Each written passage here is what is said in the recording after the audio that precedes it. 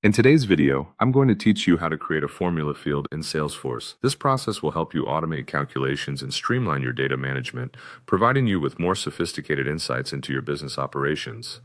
Formula fields are an incredibly powerful tool in Salesforce, allowing users to dynamically display calculated values based on other fields in your records. Whether you're working with text, numbers, checkboxes, or other data types, setting up a formula field will greatly enhance your data capabilities. To get started, the first thing you need to do is log into your Salesforce account. This is where it all begins. Once logged in, you'll find yourself on the familiar interface where you manage your daily tasks. From here, we need to head over to Setup. To find Setup, look to the top right corner of your screen, and you'll see a gear icon. This is your gateway to configuring a wide range of Salesforce features. Click this icon, then select Advanced Setup to open a whole new range of options. Next, we're going to locate the Object Manager. This is your central hub for managing all objects in Salesforce, both standard and custom. To find it quickly, use the Quick Find box. Type Object Manager into the box and a list will appear. From here, choose the object you want to work with. Once inside the object, navigate to Fields and Relationships. This section is where all the magic happens. Next, click on the New button. This will initiate the process of creating a new field. On the next screen, you're going to select Formula as the data type for your new field. Enter a name for your field in the Field Label section. Choose a label that makes it easy to identify the purpose of your field later on. Next, you'll need to select the return type. This is simply the format of the data your formula will produce. You might choose from options like text, number, or checkbox, depending on how you plan to use the field. With the previous steps complete, hit Next, and you'll find yourself at the formula editor. It's here that you will craft the actual formula expression. Use various fields, operators, and functions available to construct a formula that meets your needs. Don't worry, Salesforce makes it intuitive to piece together your formula